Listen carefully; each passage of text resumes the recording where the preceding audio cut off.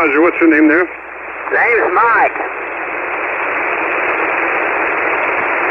Hello, Mike, and where are you, sir? Hello, Mike, and where are you, sir? I'm in Billings, Missouri. Why, hello, Missouri. How's it going out that way? Why, hello, Missouri. How's it going out that way? It's hot and muggy right now, and it's not going to be any better. It's going to stay that way till sometime this evening, and maybe it'll cool down just a little bit. Where are you at? We're down around Louisville, Kentucky. We're on the Indiana side of the Ohio River, right at Louisville, Roger. Indiana side of the Ohio River, right at Louisville, Roger. Oh, okay. Did you go see the Kentucky Derby while you were there? Gosh, I woke up one morning and it was yesterday. Usually the best seat for the Kentucky Derby is in front of your TV. Usually the best seat for the Kentucky Derby is in front of your TV. Yeah, I have never been there, but I would like to go, but I really don't want to fight 3,500 people. I'll just watch it on TV if I can. I know a friend of mine, him and his daughters went down there. They went one time, they never went back. But that's too many people for me.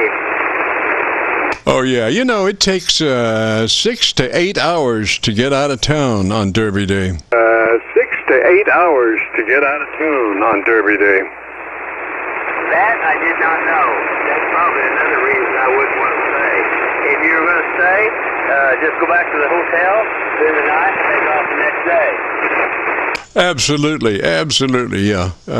Although there are a lot of people that get in their private jet and go back home for the evening. People that get in their private jet and go back home for the evening. Oh, I understand that. That's for a fact. There's another place I've always wanted to go, and I won't go to it for one reason. You can see it better on TV. But I always wanted to go to the Indianapolis 500. And I did get to see the track one year. There were cars running on it. If you're sitting on the front stretch, you'll never see a car because they're going so fast you can't see them. It looks like a blur. But like I said, I would have loved to have seen the Indianapolis 500 one time. I won't do it. I'll watch it on TV. Yes, sir. Well, you know, through the magic of TV, you can see it so much better because, you know, they can go here, there, and everywhere, and it takes you a half hour to move, you know, through 10 people. Hour to move, you know, through 10 people. I know what you mean. I was talking to the guy that took me in to see the track that day. He said that holds generally 300,000 up to 500,000 people in one day. And he said it takes a while to get them all in there, and it takes a while to get them all out. I also want to go see either Daytona or Talladega. I think the traffic moves a little bit better down there because they don't have, you know, they don't hold that many people. Roger, Roger. Now, I used to know a friend of mine, a buddy of mine, that worked for a cell phone company that serviced Talladega, and they said that they had enough cell phone service to cover 300,000 people simultaneously. To cover 300,000 people simultaneously. Oh, wow. My ex-wife, my first one, she worked for the telephone company, as a matter of fact. She retired from AT&T after so many years. Roger, Roger. Well, this guy said they had 2 or 3 cell phone towers right there, you know, very close to the main part of that. And then they had, I think, 3 different cell towers up on a hill, you know, about 2 or 3 miles away. Up on a hill, you know, about 2 or 3 miles away. I'll tell you what, I'd love to go see those races. I don't know if I'll ever get the chance, but it's pretty expensive to get in, I guess, nowadays. But anyway, what's your favorite hobby? Oh, you're listening to it, bud. I used to really enjoy building antennas for UHF and VHF, and I worked a lot of repeaters down the road there.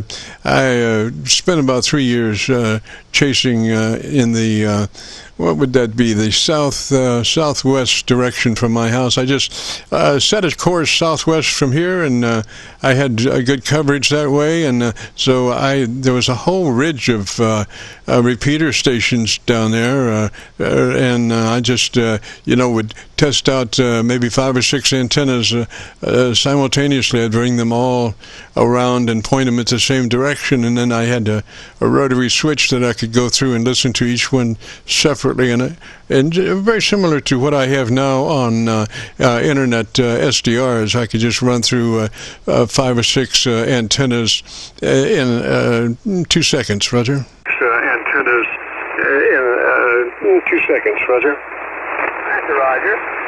Question: you general or are you extra? Repeat again. Repeat again. I said, are you a general or are you an extra class? I'm still not hearing you very plainly. Come up on that mic a little bit and let me listen to you. Hearing you very plainly. Come up on that mic a little bit and let me listen to you. Okay, I say, are you extra class or general class? Oh, I'm a general. That's about all I can muster up at one time is my general license, Roger. Muster up at one time is my general license, Roger. That's Roger. Hey, I ran a general class for a long time. I finally got my extra, which I'm glad I did. And I go down on the extra portion of the band sometimes, but mainly I'm in the general class portion. But I enjoyed the hobby. My first radio was a 520 Kenwood. My second one was a 440 Kenwood. My third radio was an FT 1000 MP Mark V field. And the next one was a 920 Yazoo. And that's about all I want. And then I've got a couple of amplifiers. One's an AL811. The other one is a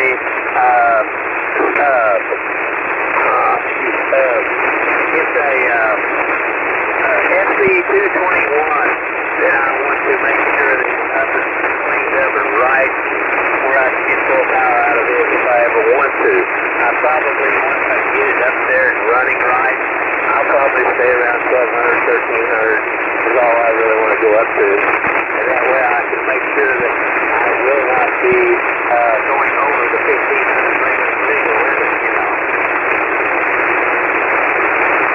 Roger that. Well, this is SB220 that you're listening to now. SB220 and a 7300 driving it into a dipole antenna. Roger, Roger. Driving it into a dipole antenna. Roger, Roger.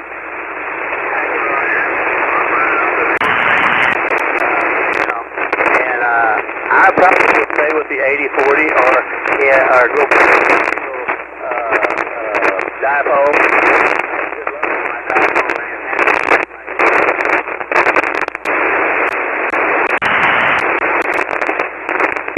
Well, I tell you, John, Mother Nature is weird. I have like these 5 SDRs that I have on a rotary switch plus my 7300 audio out. And so I found you much better up in my Virginia SDR, but the problem is that they're undergoing some kind of a lightning storm up there in Virginia. Man, it's really bad, and so here I have a perfect copy, and all of a sudden there's this lightning hit, and everything gets quiet for a minute, and then it comes back. So they're really having a pretty wild thunderstorm up there in Virginia, it sounds like. Thunderstorm up there in Virginia, it sounds like.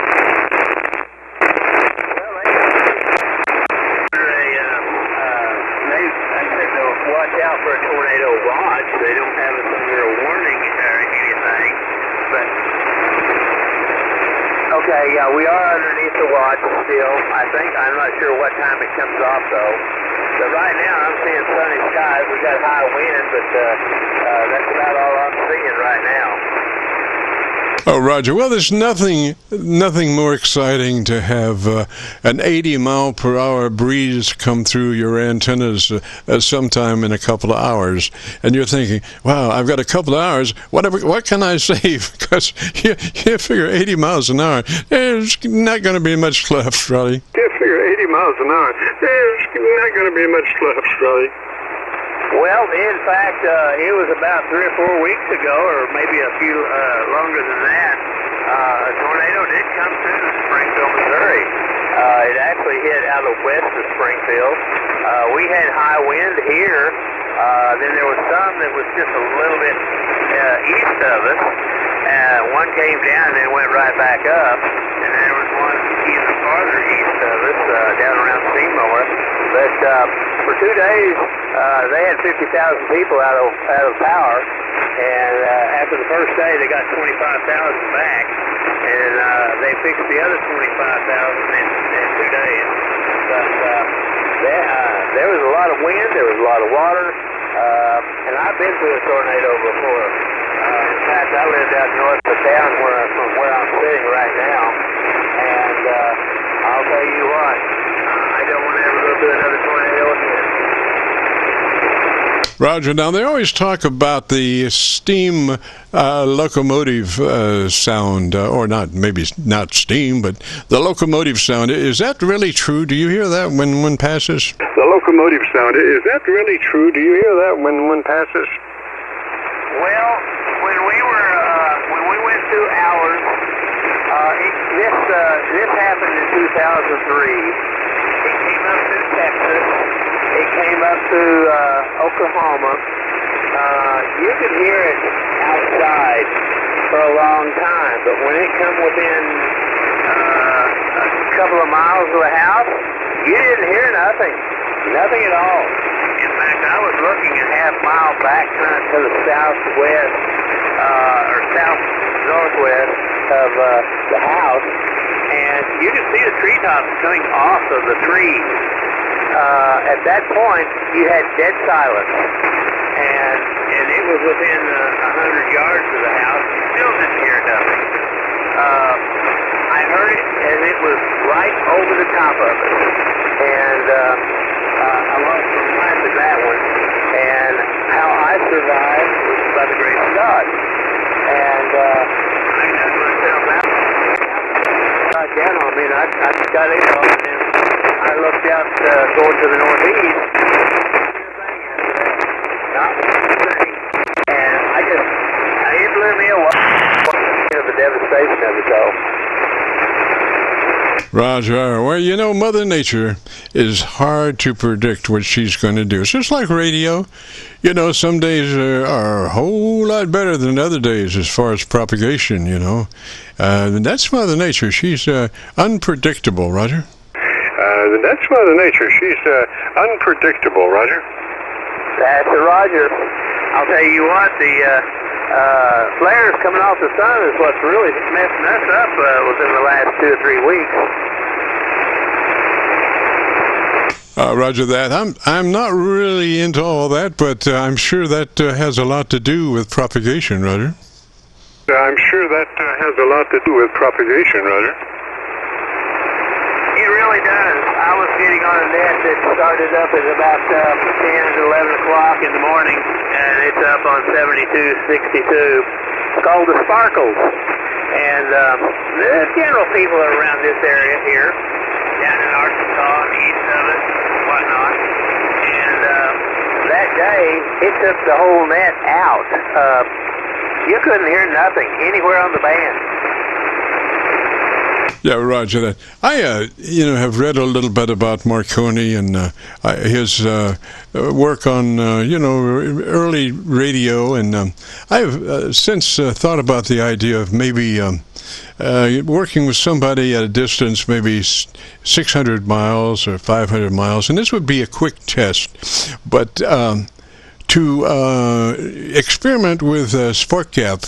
You know, like Marconi's early transmissions were spark gap transmitters, which, you hit a button and it does the vibrator thing and puts an arc we would use when we played with them many years ago. I used a little spark plug and kind of put it a little closer than what you would normally gate it as, and a Model A high voltage transformer, and you hit 12 volts on that thing, and it had a vibrator on it, and you could shoot an arc on that spark plug, and then you would put the high side to an antenna and the low side to ground.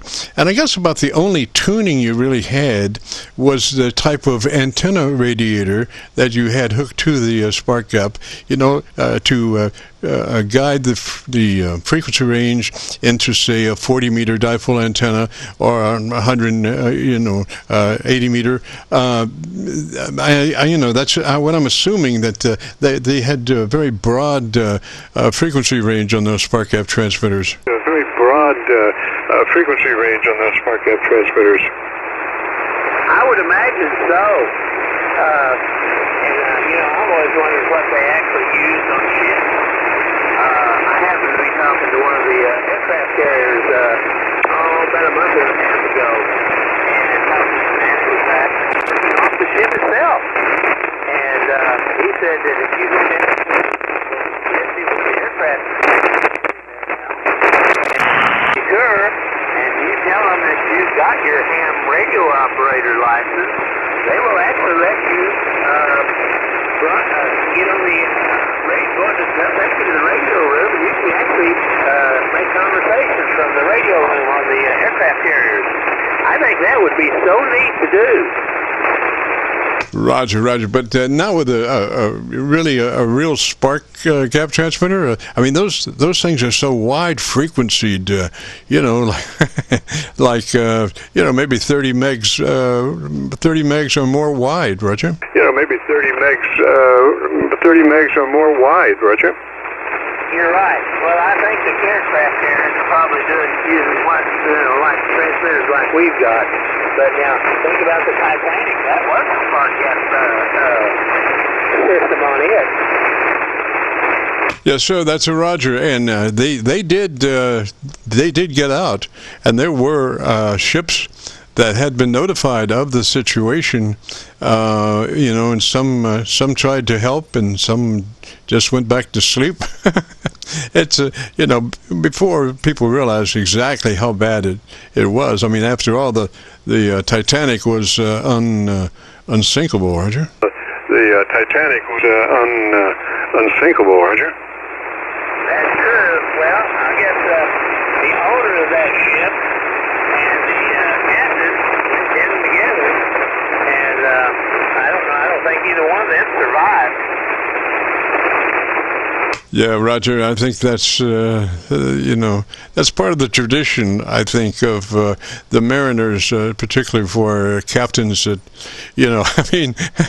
I don't think his life would have been worth much if he got back to land, because, anyway, it's such a tragedy. I'm sorry, but on the other hand, there were some that were saved, and they were saved because of radio, Roger. They were saved because of radio, Roger. That's very true. I agree with you there. But I don't think I want to go out over the ocean on a big ship or anything like that. I don't want cruise out there. In fact, I would love to do some traveling across the world if I had the money to do it. But there's another thing that's stopping me. I don't want to get on an airplane. Because let's face it, you get up that high, are you going to be coming down safely, or are you going to be coming down in one big flat and not where anybody doesn't survive? That worries me a little bit. Yes, sir. I can't help but think, going through the thought right there at the last of, what the hell am I doing here? I could be home watching TV. What the hell am I doing here? I could be home watching TV. Hey, you got my feeling and sentiments right there, dead on the nail. Yeah, Roger. All right, sir. Well, I think you're sounding really good. I got some nice recordings. They could have been